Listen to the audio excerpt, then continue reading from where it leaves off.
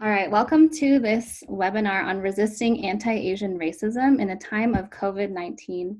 I am Sarah Kwan. I'm the Associate Director of Asian American Ministries. And Jeff, did you want to introduce yourself?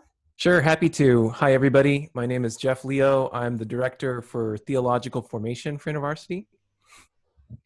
Awesome, and we're so glad that you're here with us today. We wanted to go over some Zoom etiquette for our meeting just because it's helpful since we're all getting used to Zoom. So one, we wanted to ask you to please keep yourself muted in the large gathering. And if one tip is that you can use speaker view if you want to track who's talking and who's presenting. Also, we want you to participate in the chat as an amen, praise, or ouch box. So even though we're not going to be talking out loud in the room, we hope that'll be a space where you can say, oh, this is resonating with me, or ouch, that like cuts me somewhere, or to give different comments so we can just see how you're doing and how you're tracking. And we wish we didn't have to say this, but we want to give a reminder that any hateful, profane, let me go back. Any hateful, profane, racist, sexual, defamatory, or violent messages and any promotion of yourself and/or products or services are prohibited in this meeting. We want to make sure that this is a safe and respectful space. And so if you run into any problems along those lines, we want you to send a private chat message to Alice Atkins. And she just posted that in the chat. And then we wanted to also say that we are going to have questions at the end, a time of question and answer at the end of this. And so throughout the whole time, if you have any questions, you can also send them in a private chat to Sabrina Chan. And so she just posted there that you can send them to her. We are about to send a link to a Google Doc that you can follow along. It's not something to participate in, but it just has all this information if you forget who to chat, and it also has some questions that we'll be asking throughout the time. So again, I just want to say welcome to this space. Yeah, we're going to talk about resisting anti-Asian racism in this time. And this is such an important conversation for now, but it's also just an important conversation in general. But as you've probably been seeing with the pandemic happening with COVID-19, we've also seen an increase in incidents of anti-Asian racism. As in the last 2 weeks, there have been over 1,000 that have been reported. And we also know that there have been even more that have gone unreported. And so we wanted to create this space, especially for Asian Americans, whether you identify as East Asian, South Asian, Southeast Asian, multiracial, whatever it is that you identify, this is a space for you. I also wanted to say that if you are not Asian American, we welcome you here in this space, but we ask that you would participate as a respectful guest because we will be centering the experiences of Asian Americans. And we also wanted to name that folks are coming in at all different places on the spectrum of both experience and exposure and orientation to Asian American issues and race in the United States. Some folks have been thinking and talking about this for a long time. Some folks, for you, it may be new. So that's going to require some patience and grace to have with one another, so that someone who's asking a question or having an experience that's not like yours, you'll have to exercise the empathy skills that you're developing in order to get on their same page. And we also want to say that we know that folks from East, Southeast, and South Asian populations are going to experience this current COVID-19 pandemic situation differently. There's some data that suggests strongly that we have different experiences of this. So we want to call that out, name it, and know that you don't have to have the same experience as everyone else in this seminar or the things that are being talked about right now.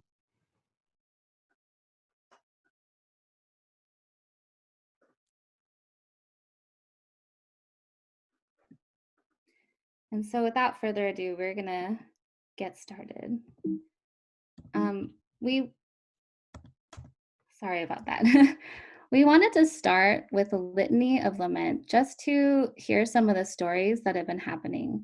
I was on a call last week, and this yeah, this is the way that Dr. Russell Jung started his call, and I just thought it was so powerful for us to not just keep this in a very theoretical conversation, but to really listen to some of the stories that are coming out of our community. And so we're going to just read these. They might be heavy, but we just want to enter into some of the pain that our community is experiencing. So take a breath and we will engage in this moment of lament together. I'm posting this on behalf of my dad. He's a 71-year-old Korean adoptee. Yesterday, he was chased out of a rural convenience store after asking to use the restroom while traveling along I-5 through California to get to Portland, Oregon.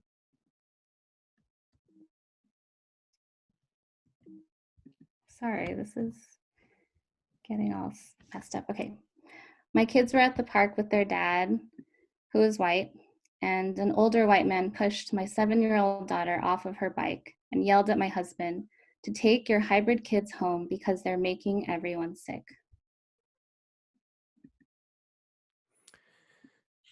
I had worn a face mask on BART to work. There are about 5 Black African teenagers saying I have coronavirus and used their backpack to hit me.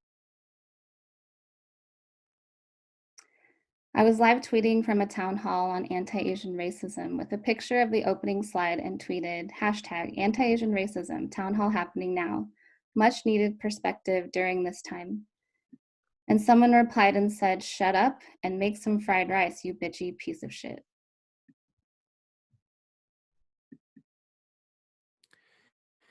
My elderly mom and grandma were threatened and cursed at with racial slurs, then followed on foot to grocery store and further verbally attacked until they locked themselves inside the dry cleaners owned by my cousin.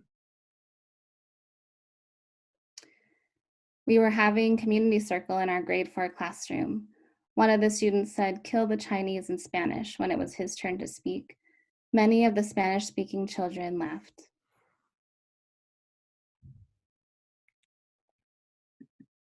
Let's just take a minute to pause, to have a moment of silence for these experiences and the many others we haven't named.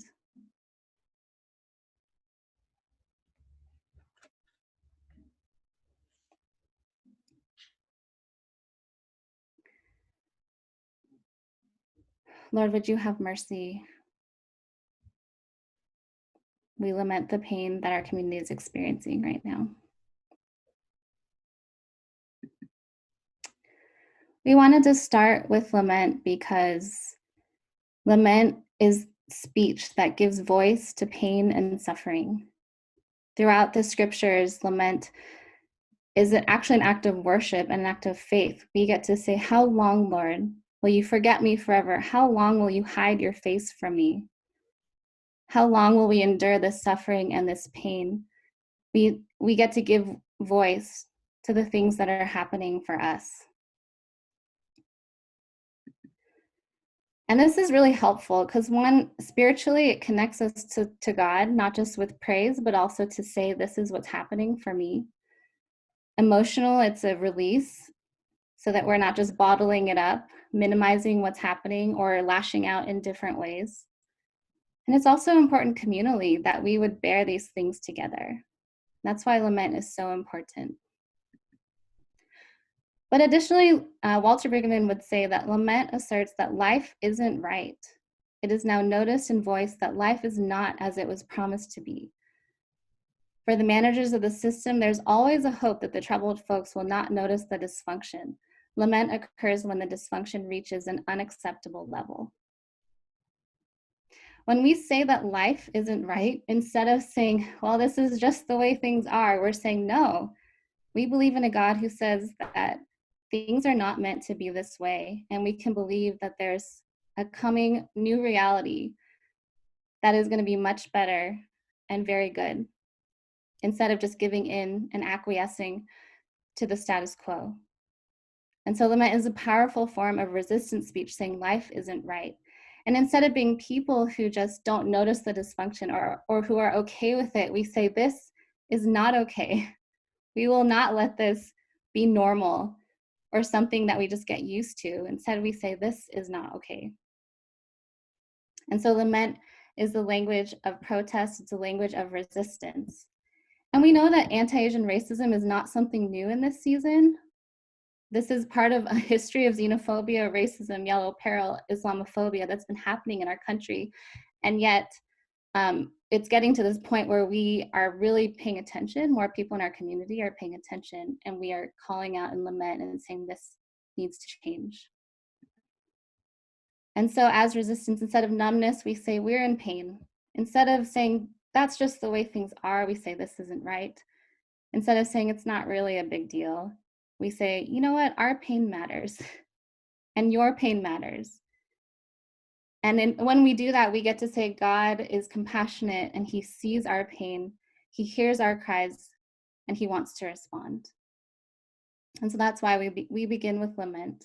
And if you don't know anything else to do, even after this seminar, we want to say lament. Start with lament and see what happens in your lament. And so even now, just where are you in pain?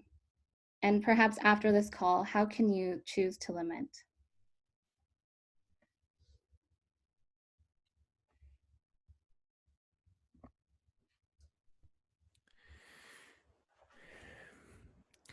I think you can keep that posture even throughout this time, thinking through the Sermon on the Mount, because Jesus invites a crowd that would have plenty to lament. They were what is referred to as the pious poor in society at the time. And you'll see from Jesus' ethical instruction as we go through it that he has their pain in mind. It may not be something that you're accustomed to voicing or even to yourself, but I want to invite you to just stay in that space of lament as you need to. So I'm going to call for the next slide, and we're going to kind of run through a small section of the Sermon on the Mount, taking a look at a little bit of the cultural context, but a lot of the analysis of the brilliance of the mind of Jesus as he provides some ethical instruction in the context of empire and in the context of oppression. So like I said, the people that Jesus drew or called to his feet as he sat down, these would be the pious poor. And he goes through the Beatitudes, he goes through the character of the community that he's trying to form, and he gets to the antitheses, and he says, you've heard that it was said, eye for an eye and tooth for a tooth, which, as you may know, that's called the lex talionis. It's a legal code that ensured that whatever you got in revenge wasn't more than was taken from you. That was an innovation at the time. And Jesus takes a different tack entirely when he says in verse 539a, do not resist an evildoer. I don't know which translations you might be looking at, but there is some question about this word resist. One of the questions is, if we never resist an evildoer, if we take what's stereotypically called a pacifist position, do we allow evil to flourish? Certainly that is not consistent with the character of God and the rest of Scripture. So how do we understand this word? In other places, it's translated oppose, but when we look at it in this context, especially with the lex talionis in mind, it seems fitting to understand this prohibition as a prohibition against retaliation. So the consequences are pretty significant. One might say to us, like resist or oppose might say to us, that this is really a matter of the heart and you have to do the inward management. But the other says that there's a way of fighting against empire and oppression that will actually be worse for you and continue cycles of violence. So the question becomes, what is Jesus really concerned about? And let me unpack that as we go to the next slide. So the next instruction is that if anyone strikes you on the right cheek, turn the other also. So if you can see my screen, this is my right cheek right here, okay? So I'm gonna give you permission to reach your hand out to strike my right cheek. So go ahead and, whether your camera's on or not, just reach out to try and strike my right cheek.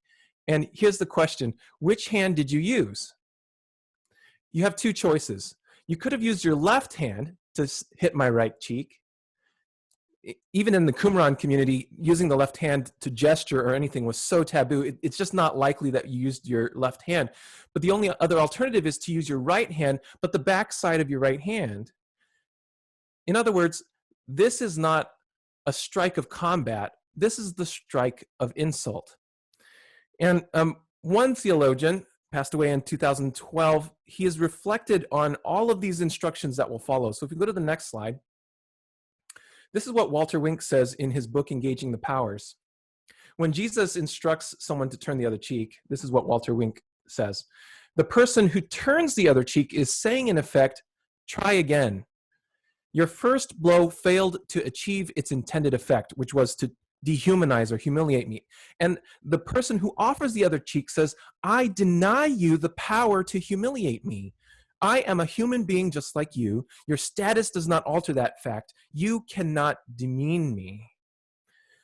It's a creative interpretation. It's one that I don't think I was used to hearing in the church, that what the person who offers the other cheek is saying is, I demand you treat me as a fellow human being. Let me build on this a little bit by going to the next slide and the next instruction. In the next verse, verse 40, Jesus instructs his hearers, if anyone wants to sue you and take your, in the NRSV it's coat, but it's probably more better translated undershirt or tunic, give your cloak as well. So on the right side of the screen, you have a depiction of a Roman worker. And this can be found, you know, if you Google it, I think this is from Wikipedia. The piece of clothing depicted here is the tunic. There's nothing underneath. And so if Jesus is drawing the pious poor to himself, and they have two articles of clothing, a cloak and a tunic, and they're being sued for both of these, then the instruction that Jesus gives will functionally leave the person being sued naked. So let's go to Walter Wink's interpretation of this verse on the next slide.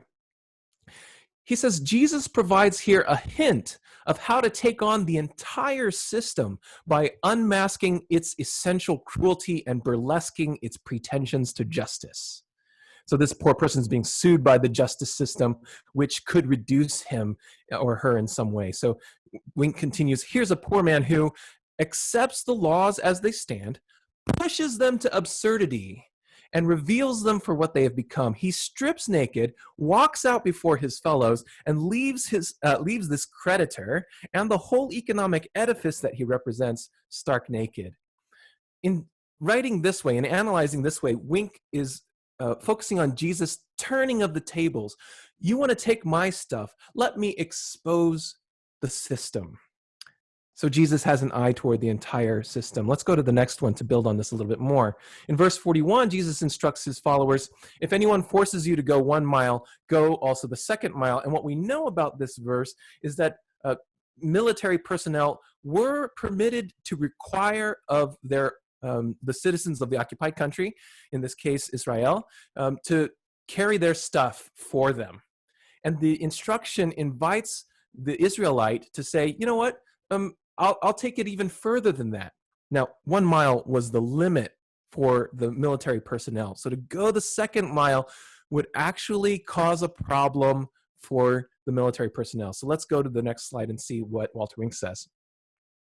Jesus does not encourage Jews to walk a 2nd mile in order to build up merit in heaven or to exercise supererogatory piety. Supererogatory is just going above and beyond, or to kill the soldier with kindness. He's helping an oppressed people find a way to protest and neutralize an onerous practice despised throughout the empire. This practice was so degrading that Jesus is helping them find a way to, again, turn the tables in a creative and symbolic way to make sure that they could assert their own dignity and possibly even get the soldier in trouble. So let's go to the next slide and take a look at some of the takeaways that I hope you will consider as we approach the Sermon on the Mount in particular. Maybe you're accustomed to thinking about private virtue, that this is about you doing the interior work to manage yourself and your reaction. But I think in summary, we can notice at least 5 postures throughout the Sermon on the Mount to injustice and oppression that comprise a kind of resistance mentality. Number 1, Jesus targets the entire system, working to expose it. He does so by, secondly, critiquing with perishable symbolic action. And what I mean by that is, we could try these symbolic actions again. they're anachronistic now, they're out of time. And even when we think about the civil rights movement, the kinds of things that Dr. King led his folks through at that time may need innovation and creativity now. So these particular critiques are paradigmatic, or they're helpful for us to learn from, but they might not be the exact ones that we employ. Number 3, Jesus does turn the tables. It's not just a response, it's a response that shifts the focus away from victimization and oppression to something about change and the future. There is a turning of the tables. And number 4, Jesus helps Israelites and his people demand their own dignity, the dignity with which they were created by God. Finally, I think one of the things that you'll read in Wink is that in each instance that I just described, the exposed system or the exposed military personnel has an opportunity to see their own folly, to repent, and to change their actions. This is key for Jesus' own ethics and offers us a way of thinking about what we hope for as we interact with people who oppress us or confront us or aggress us. So those are some ideas from the Sermon on the Mount. Yeah, I think the reason why we chose to do this is because I know that growing up, or when I hear about resisting racism, people always say, well, you're supposed to just turn the other cheek. And what they're trying to say is that you just have to take it. But I think this reading of scripture, and when we really look at the context, Jesus isn't just saying, just be a doormat, just take it. He's saying, no, there are creative ways that you can resist that aren't just doing the same thing that they're doing to you. And so I think that we need to reclaim this passage and really read it a different way, so that turn the other cheek isn't just a way to just have our hands tied behind our back and just to take things that that harass us and hurt us, and that totally like dehumanize us. The scripture is not there just to say take things, but instead gives us a creative way to respond and to resist, but with a whole new imagination for what the end could be. And so one of the people who has really exhibited this type of biblical imagination and resistance is the Reverend Dr. Martin Luther King Jr. So we're going to pull out some points from his ethics that are in line with the Sermon on the Mount and with Jesus. And so these 3 principles are: 1, that our resistance must be nonviolent; 2, that we still take direct action, we are not being passive; and 3, that we are asserting our somebodyness. And I'm going to unpack these right now. So first, as we saw in the Sermon on the Mount, it's not an eye for an eye, but instead it's nonviolent, but we're still resisting. And King says, if we retaliate with hate and bitterness, the new age will be nothing but a duplication of the old age. The end is reconciliation, redemption, the creation of the beloved community. We're not becoming like our oppressors. We're not becoming like the people who are hurling racist assaults at us. We have a whole new ethic, a whole new imagination, a whole different tactic for how we resist. So we choose nonviolence. But secondly, we also take direct action. Nonviolence is not a call just to be passive. Instead, it's, as Jeff was saying, it's a way we creatively resist and expose oppression.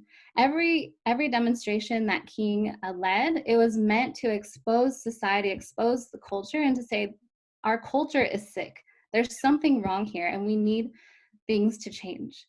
And in doing that, we assert our dignity at the same time, and we make demands. We say, this needs to change, and it is very demanding. And that's what direct action does. And one of his quotes is that we must remember as we boycott that a boycott is not an end within itself. It is merely a means to awaken a sense of shame within the oppressor and challenge his false sense of superiority. And so the third point is somebodyness. And I really loved this point when I learned it actually in Jeff's class. He says, number 1 in your life's blueprint should be a deep belief in your own dignity, your own worth, and your own somebodyness.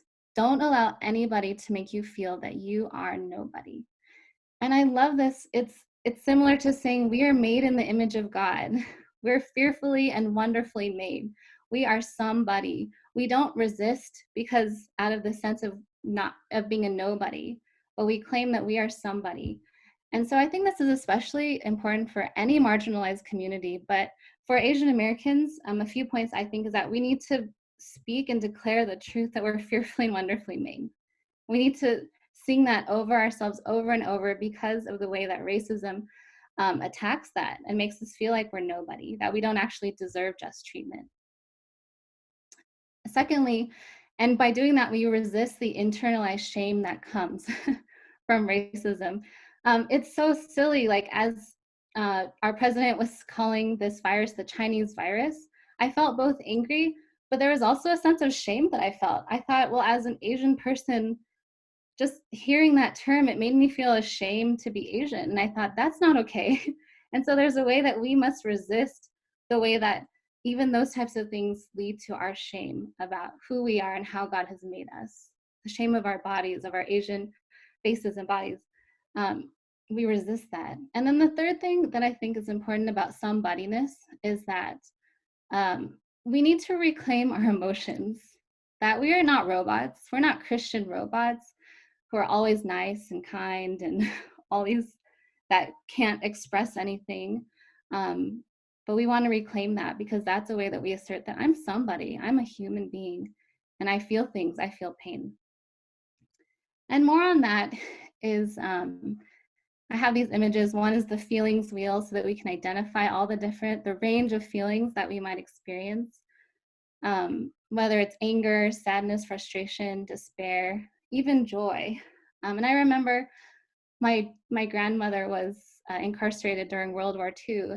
And as I was learning about Japanese internment, I was getting really angry for her on her behalf. And she was just like, Sarah, it's not worth it. It's not worth it to be angry. And she even was like, don't do that. just, just stay calm. Don't rock the boat. All these things. And I don't fault her because that was a means of survival for her. It was maybe a tactic for her. But in that, I heard a few things. I heard one, that culturally, some of us receive this message that certain emotions are not okay, they're threatening, and so we have to suppress them. I think I also heard the trauma of being interned and incarcerated, the trauma that said you just have to assimilate, you have to be that model minority, you have to just do what they tell you to do. Don't get angry because that's threatening. And then the third thing that I heard was the church too. Sometimes in church we hear, don't be angry, like that's not the Christian thing to do. And I think especially with intersectionality, as a woman, I hear that also. So being an Asian American and a woman and a Christian, there's all these messages saying, you are not allowed to be angry. You're not, even if something happens to you, you're just supposed to be nice and kind. And so I think we need to reclaim that. And I think that's why lament is so powerful, because before the Lord and before community, we have a language that we can speak that isn't just saying the things that we're supposed to say. And I want to just say one more comment about that, is that I think in systems of oppression, when marginalized folks resist, there is this tendency to always interpret any form of resistance as violent or as aggressive, as not Christian. So when someone does something to me and I say that's not okay, people say, oh, don't retaliate. But that's not retaliation. That's just the way that we've been conditioned to see certain actions. And so we need to have a healthy relationship with anger. We don't want to go too far, but we also don't want to go too far in either direction, because listening to our emotions, giving legitimate expression to our pain is actually a very human thing to do, to say that I am somebody and my life matters and my pain matters. And if that feels uncomfortable, I think we need to wrestle with that. But, we always have these images of Jesus holding a sheep or like hugging a child, and they're very docile. And of course, Jesus was gentle and he was kind and he was good. But we also have these images, and even as we celebrate Holy Week, we think about Jesus going into the temple. He made a whip and drove out the money changers. He turned over the tables. And we have to remember that that is also the Jesus that we follow, and that there is room for indignation about injustice and about our pain. And so some quick examples of what nonviolent direct action that asserts and claims our somebodyness could look like are: one, after 9/11, the South Asian Americans Leading Together was formed to start to track hate crimes, to raise awareness, to educate, and to demand policy change. And that's still going on today, and they have a lot of resources. Recently, the Asian American Christian Collaborative issued a statement about anti-Asian racism, giving some action steps, and they're also trying to do some things together to resist what's happening right now, as well as there's reporting that you can report these incidents, and that's also a way that we can resist, to say, no, these are not going to be made invisible. We're not going to be okay with them, but we're going to say what's happening to our community. You can go on social media. Some people are resisting on TikTok, or you can use hashtags on Twitter or Facebook to say, I'm not a virus, or different things. You can join those movements. Maybe more traditional ways that we might think about it are just protest, although right now we shouldn't be gathering this close together, remember. And yeah, and when we even see the way that some of us have protested, we have to remember that it's rooted in a history of Asian Americans protesting and standing up for our somebodyness, that we are made in God's image, that it's not a new thing, that we're not simply the model minority as we've been racialized, but there are ways that we have been political and we have demanded change in the civic realm. And so just to reiterate, Kinging and Resistance, in line with scripture, calls for a nonviolent direct action that asserts and claims our somebodyness. So I know we've given you a lot of things to think about and chew on. So we're about to go into breakout groups. We have a few questions. You do not have to answer all of these or even go in order. I encourage each group to choose one or two to really sit with. The first is, what's resonating? Where do you feel dissonance? What values are you picking up that might shape how you resist racism? And do you sense any actions that those values might call for? So I think Alice is going to break you into breakout rooms, and then you'll have about 6 or 7 minutes to talk, and then we'll come back and we'll continue this conversation. Hopefully that was a helpful time. I know it was a little bit short. We wanted to just remind you that if any questions are starting to surface, you can feel free to send a private chat to Sabrina Chan for the question and answer that's going to happen in about 10 minutes.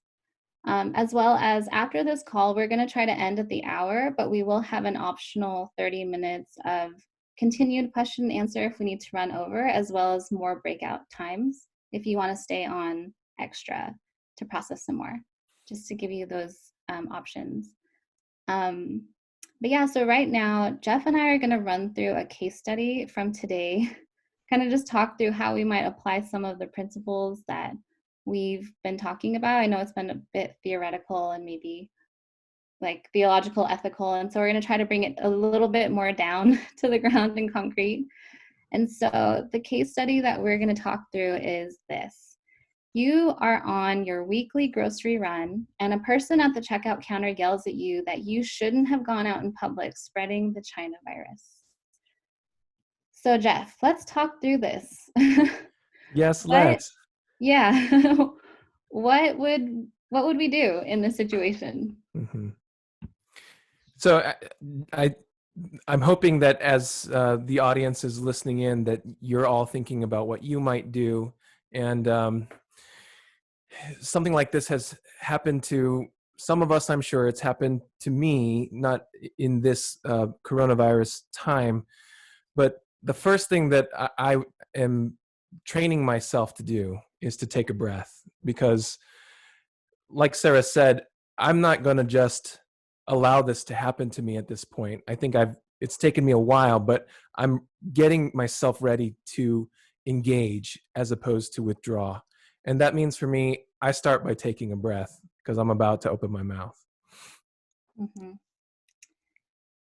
Yeah, take a breath. And I think that's helpful too, so that we have this natural fight or flight response, or even to freeze, but the breath just gives us a pause to be able to reclaim what's happening and to ready ourselves, like you said, to engage.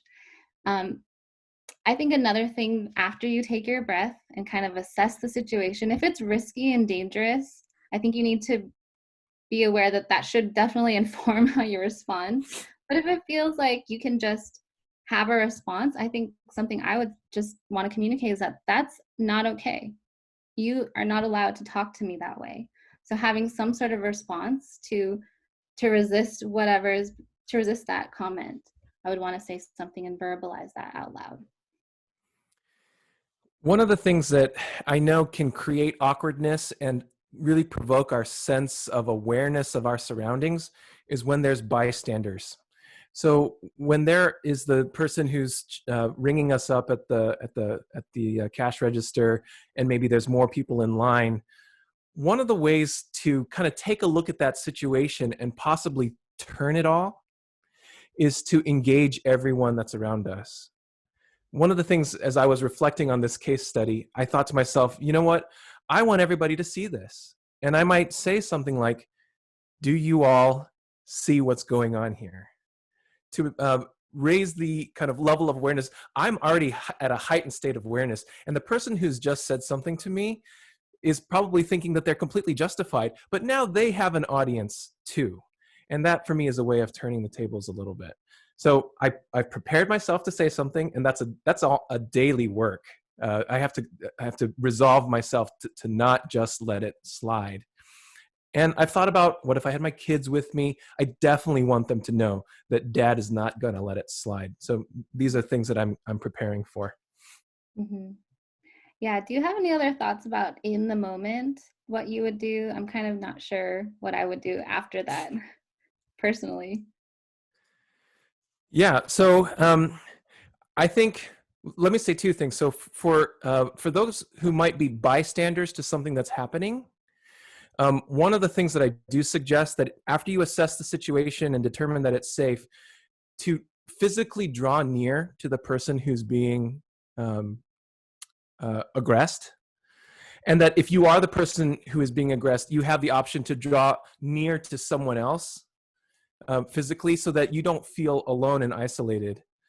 So that's one thing that you can exercise your situational awareness and draw physically near to someone who might be able to help you, and to enlist their help. As I contemplate saying something to someone, I feel very much like Sarah, that this is not okay. Do you have any idea of what you just said? Would you like me to go into a history of all the ways that this is wrong? And sometimes when you can show a person that they're not thinking about the larger context of what they've just said, you can invite an opportunity for a conversation. This is not always ideal. People don't always want to engage you in a conversation. They just want to say what they said. This actually happened to me yesterday as I was taking a walk with my wife. It was more of a drive-by. And so it helped me to have something that I wanted to say. All I was able to say as the person rode their bike past me was, "Are you serious right now? Are you serious right now?" And I looked them in the eye, and I said that. So I don't know if I have a perfect response or perfect preparation, but frankly, I don't think it's about having a snappy comeback.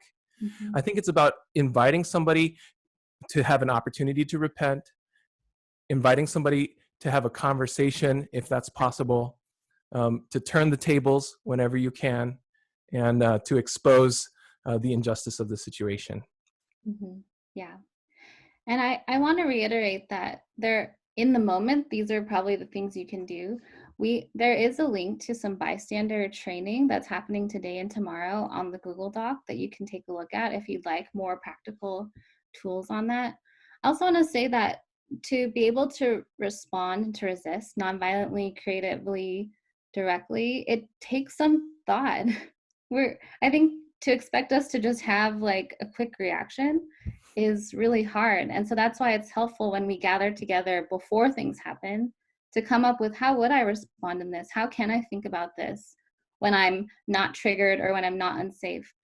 And so we even did that with some of my roommates in the past. We were noticing that we were experiencing a lot of microaggressions whenever we'd go out in public as Asian American women.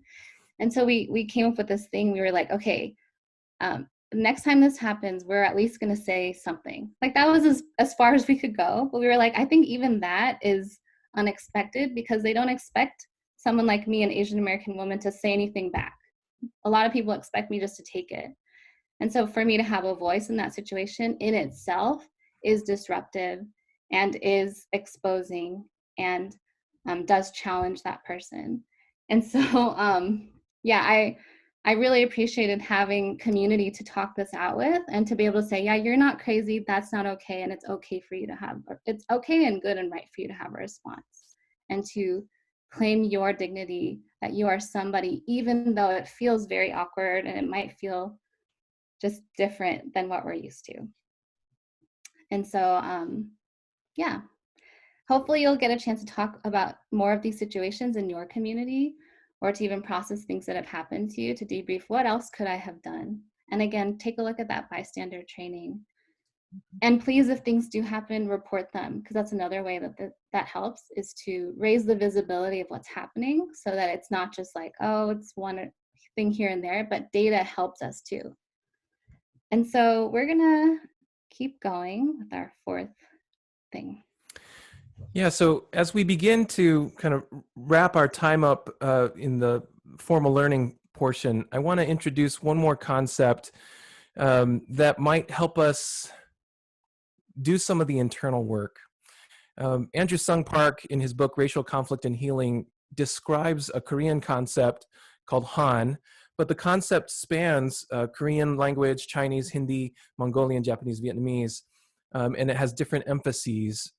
What it's meant to communicate is, here in the second bullet point, this quote: Han is a sense of unresolved resentment against injustice suffered, a sense of helplessness because of the overwhelming odds against, the obstinate urge to take revenge and to right the wrong of all these combined. I raise this issue because some of us in both our communities and in ourselves individually, perhaps even in our physical bodies, we carry Han, we carry a sense of resentment, which presents for us this pivotal decision about whether we will take a kind of revenge. Andrew Sung Park prescribes for us a way of dealing with Han, and there's a lot of theological vocabulary around it, but the essence of what he says is Jesus needs to take that Han and do something with it. We could be tempted to manage it ourselves. We could be tempted to decide to enact violence, maybe with our words, maybe with our thoughts, maybe with our speech, and maybe with our actions. We could decide to do that in small ways that we don't consider to be retaliatory or vengeful, but in essence perpetuate a cycle of violence which only hurts us even more. When what we really need is for Jesus to enter into our Han and to change it into something else. Our Han doesn't go away. The scars that we bear, they don't go away, but they're repurposed and turned. Jesus is about this business of turning the tables so that weakness becomes strength. And there's something beautiful about that. The reason why I incorporate this concept is to get you to think about the decisions you will now make should you become or have already been the victim of aggression or oppression or racism in this time. The decision that we can make together. It also helps us to consider other communities that have Han. For example, Black and Brown communities are often wondering about where we have been when it comes to their communal pain and their positioning in society. We being Asian Americans, they wonder where was our voice when they needed us. And I conducted an interview. This might be on the next slide. I've conducted an interview, and I will be conducting interviews on the statement that I co-authored on anti-Asian racism. And if we can go to the next slide, I think it might be there. So yeah, we decided about retaliation. I'll be sharing Han with others, and I need to let them share theirs with me. I'll be conducting an interview with a nonprofit in Detroit, and the person who asked me to do the interview said, you know, I was sitting in a board meeting and they raised the issue of anti-Asian racism, and I thought to myself, I just don't care about that.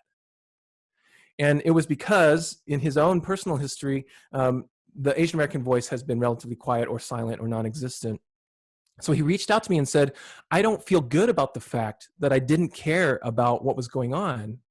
And so we'll be talking about that together. This is an opportunity for us to share Han together. This concept helps us to enter into other communities. Third, as a next step, I hope you will pursue a biblical imagination off of which to improvise. I said earlier that Jesus' instruction in the Sermon on the Mount, that they're perishable. They might not last past the Sermon on the Mount. We could try something like that, but better for us to improvise creatively in our time and in our space. And that finally, we must be prepared to act in faith. Faith particularly placed in the Lord Jesus Christ, not in our techniques, not in our wokeness, not in our ethnic studies per se. All of these come to bear, but to place our faith in the Lord Jesus, to take our Han and to do something with it, to give us the power and the strength to move forward. These are some of the hopes that I have for all of us as we move forward in this time. Yes. And so we are going to enter our time for question and answer at this time. So if you want to send those to Sabrina, please send those to her in the private chat. We also wanted to say that for some of you, this might have triggered some childhood memories, or maybe it's a memory from last week or 2 years ago, whenever it happened, or maybe you're just feeling different things and you need prayer. We have some people who are available to pray with you at the hour. So if that's you, please send a private chat to Alice Atkins and we'll pair you up with someone who you can talk to and pray with. And so, yeah, we'll take some questions now. And we just want to say that we hope that this has given you some tools from our faith and from some examples of history for how we can resist racism and stand together, and even just to start wrestling with this, especially for those of us who haven't thought about it too much. And so, yeah, why don't we start our question and answer? And if you have to go at the hour, feel free. We're glad you were here. But if you can stay for some questions, we'd love that. And one more thing, as you're leaving, we'd love for you if you just put a checkout word, kind of like, how are you leaving this meeting? Is there something that resonated with you? How are you feeling before you leave? That would just be a nice thing to do as a community on Zoom. But yeah, any questions, Sabrina? Yeah. Do you mean to put that checkout word in the chat? Is that what you want them to do? Yeah, you can put a checkout word in the chat before you go. Yep. Yeah, feel free to message me any more questions, y'all. Here's one to start. What does it mean to lament and resist, not just when times are bad, this is kind of related to what you just said, Jeff, actually, as they might be considered now, but also in a long-term sense. So some of it, the questioner asks, says, some of it probably has to do with having a continued awareness of things that are going on in the world. Mm-hmm. Fits into the larger discussion about social justice, not just for Asian Americans, but other communities of color. So any thoughts on that? Do you want to start, Jeff? Yeah, I'll take a stab at it. There's a lot to say about this. There's a lot of learning to be done. There's endless reading to be done. And I've begun to consider it a part of my own discipleship to become acquainted. I didn't major in Asian American studies, but actually after I finished my PhD, I decided to teach a course on Asian American ethical issues. And I had to read really fast about this, and I realized how vast the amount of literature actually is in Asian American studies. Two things. Number one, to become acquainted with the past. One of the things that Russell Jung said to me was, we can really major in the experience of oppression in here and now, and to the neglect of thinking about the history of resistance from the past. There's a lot of tools. Some of them are perishable, like the Sermon on the Mount, but others of them can be used. All of them ought to be studied, and they provide a lot of encouragement, frankly, about the faithfulness of God in our past, and help us to consider, secondly, the future and where things are going. And there's a lot of literature there too. I don't want to say that we should always be studying. There's a lot of conversations to be had. There's a lot of learning to be done, a lot of mentorship that we can get from folks who've been there before us. There are people who have written things and said things and done things that we can ask, who are out there both in the InterVarsity world and beyond. So education, mentorship, these things can be part of our discipleship in this area. Yeah, and I'll say one more thing is that this is why it's so important to lament in community and to be in tune with the laments of the people around us. Maybe you are in a time where it's not that bad, but as we do this together in our churches, in our chapters, in our small groups, we enter into each other's pain, and we're in touch with real lived experiences that remind us that things are not okay for you or for him or her or for me. And so we continue to say, may your kingdom come, Lord. We need your kingdom to come, and that's part of our lament and our longing for things that are better. And so being in community is really important, to be in touch with either your Han or someone else's Han, the pain that we have, so that we can continue to make lament a regular practice, knowing that injustice continues even if we're not feeling it as directly as we might be now. Yeah. Let me give one more very practical consideration. In order for us to get in touch with the justice issues in our municipalities, one option, it would have to maybe be on your own time, is to participate in whatever clergy gatherings that are in your city, so that you can get to know what they're talking about. Frequently, when pastors are ministering as solo pastors by themselves, they get together in these coalitions or these communities where they talk about the challenges that they face, and you can become acquainted with some of the justice challenges that the congregations of color are facing, and you have the opportunity there to draw near to them and to become aware of what's going on and to participate alongside them. Pasadena has one. There are many communities that have clergy coalitions or rather regular gatherings of pastors and clergy.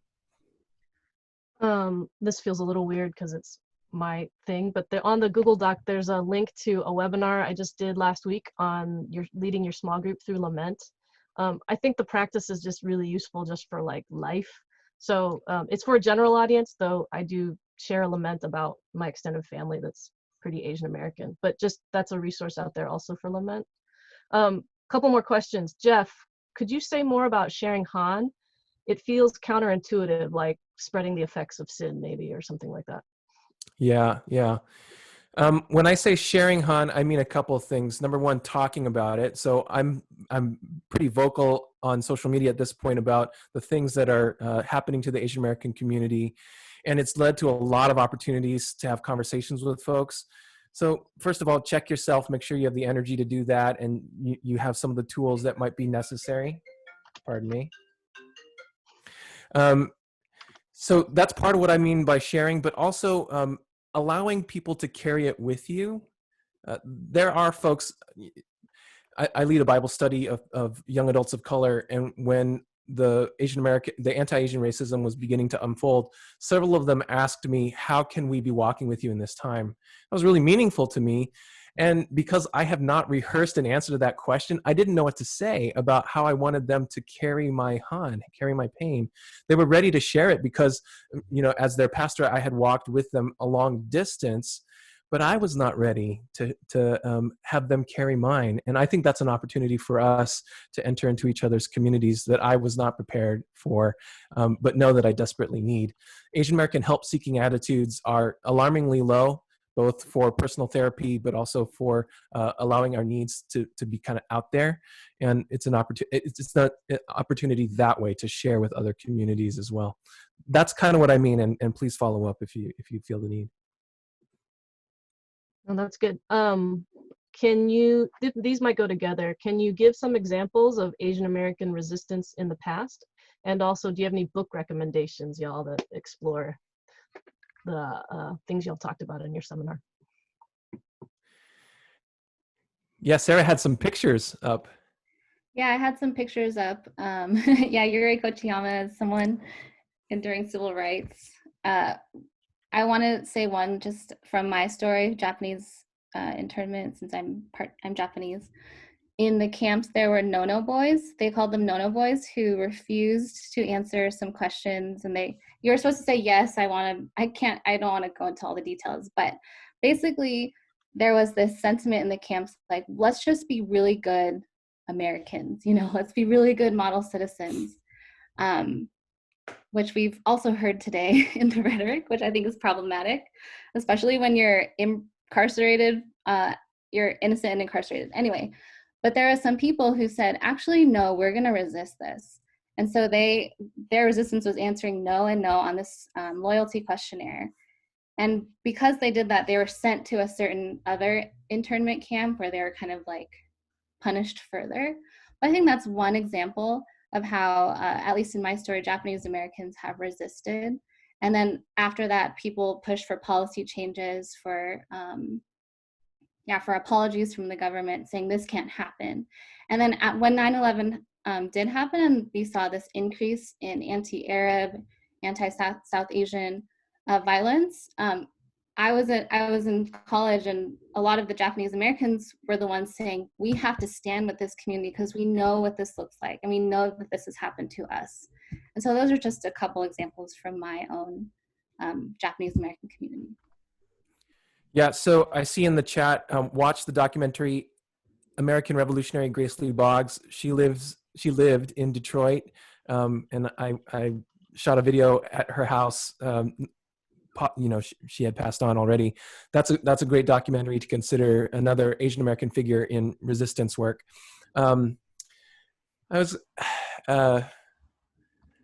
One of the things that I've been involved with as a campus minister has been trying to help administrations of universities think through Asian American mental health issues. And that's really important to me because when I was a college student, I really went through a very difficult time, and the therapeutic interventions had not really caught up to Asian American needs.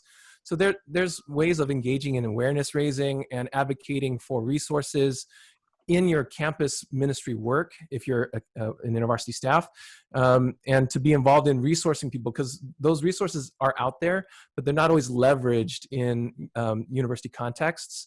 One example is I was a chaplain at the Claremont colleges, and when I got there, there was a Office of Black Student Affairs, there was a Chicano Latino Student Affairs, but there was no Asian American Student Affairs that was for all the colleges.